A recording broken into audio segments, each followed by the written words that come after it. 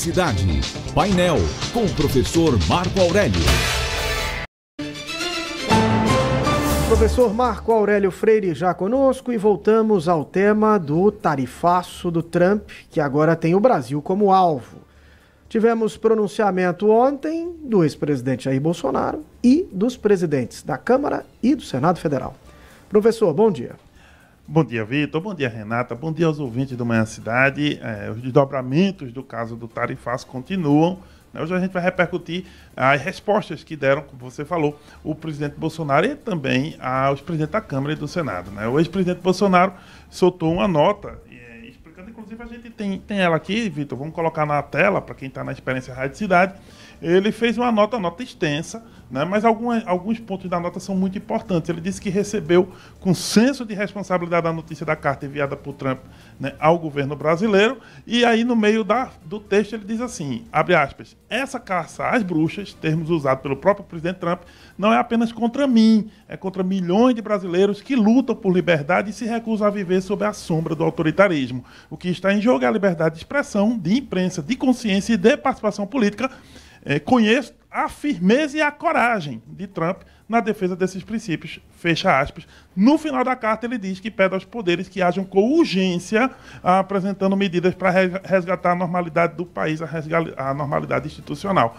Essa carta teve uma repercussão grande, por quê? Porque alguns já esperavam que, de um modo geral, o Bolsonaro também começasse a dizer, falar, pedir ao Trump, de algum modo, que retirasse as tarifas, que, enfim, esse pedido não foi feito. Ele aproveitou para reforçar isso, falou que o Trump tem coragem em defender esses princípios, diz que o Brasil pode passar por uma vergonha, está passando por uma vergonha internacional, se afastando dos princípios que ele citou, e é interessante porque nesse ponto você vê que Bolsonaro não vai fazer uma linha como muita gente queria, que ele fizesse uma linha mais de diminuir as sanções, ou diminuir, enfim, pedir de algum modo que essas sanções fossem retiradas nesse momento. Ele não fez isso e ele segue, colocando esses pontos, dizendo o seguinte, ou ocorre o que o Trump falou, ou a coisa não vai mudar. E isso que o Trump falou é o seguinte, tem a ver com o judiciário, tem a ver muito com o processo que o Bolsonaro tem lá no STF sobre a questão do golpe de Estado, do 8 de janeiro, por aí vai.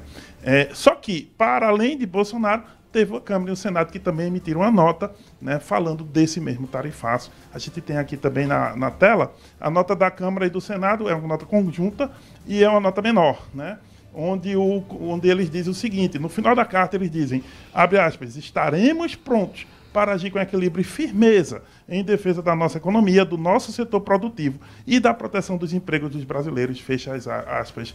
Aqui é uma carta de Hugo Mota e do Davi Alcolumbre, que estão esperando ainda o cenário se organizar.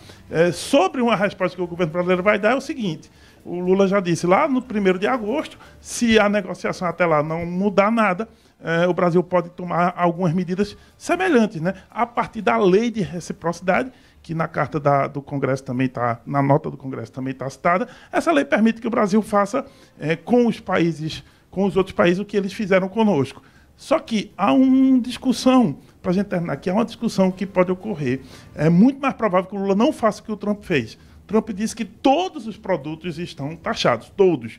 Se o Brasil mandar lá suco de laranja, aço, qualquer um está taxado. O mais provável é que o Brasil, se fizer alguma taxação recíproca, faça sobre alguns produtos específicos, principalmente aqueles que são mais sensíveis à economia americana.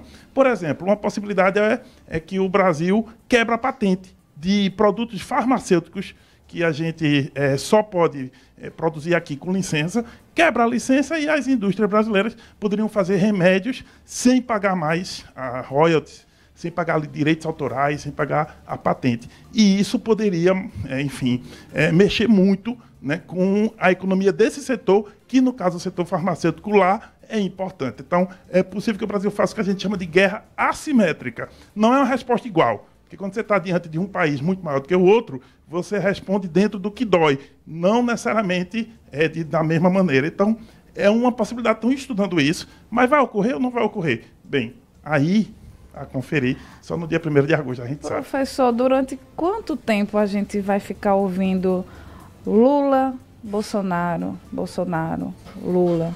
e o que eles falam influenciando na vida de todo mundo? Olha, depois do Trump, a tendência é muito mais do que Lula e Bolsonaro saírem do jogo, é a gente colocar Lula, Bolsonaro, Trump, para o que eram 2, passou a ser 3. Vamos ficar ouvindo muito tempo, viu? Porque isso saiu de uma disputa nacional para uma disputa também internacional. E aí, Renata, até isso se resolver, alguém recuar, ou a negociação, alguém sentar na mesa, acredito que a gente vai ouvir isso por muito tempo, pautando a política brasileira e a política externa brasileira também. Ou seja, eles escalaram, saíram de uma posição nacional para uma posição até internacional.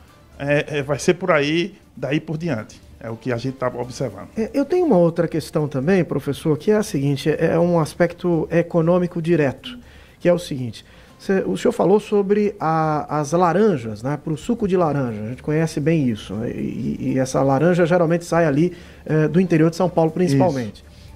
Ontem eu li uma notícia sobre 58 containers com mais de 1.000 toneladas de pescado que está parado, iria seguir para os Estados Unidos e agora com essa promessa de tarifaço, os compradores americanos pediram um tempo para esperar como é que vai ficar essa situação, para então concluir ou não o negócio. E o setor de pescados está bem preocupado com isso. Café, a gente também exporta para os Estados Unidos. Minha pergunta é, todos esses produtos, professor, também podem ser consumidos no mercado nacional. Uma vez que são produtos perecíveis, você não pode passar muito tempo estocando isso.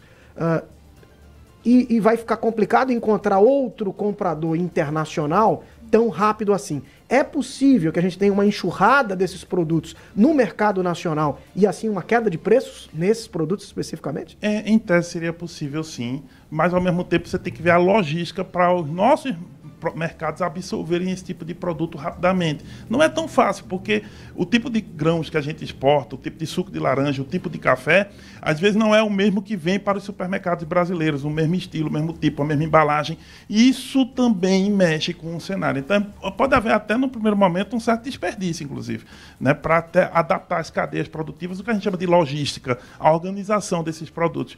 Não é tão fácil colocar no mercado nacional, porque tem regras, tem balizamento, tem a questão da Anvisa, tem uma série de questões também. Agora, algum momento o mercado se adapta, né? Vai sofrer, vamos sofrer, mas em algum momento o mercado também se adapta, e aí é onde está a questão. Para onde eles vão se adaptar e quem eles vão conseguir, como eles vão conseguir mover isso aí, enfim, para esses produtos é mais problemático porque são perecíveis, mas em algum momento o mercado se adapta sim, e isso na história da humanidade sempre ocorreu. Eu já estava pensando aqui, Renata, que teríamos café e peixe mais barato. Quando não tiver opção nenhuma, aí chegando na casa da gente. Professor... Isso é uma possibilidade, Renata, é verdade. Professor Marco Aurélio Freire, muito obrigado e até amanhã. Até amanhã.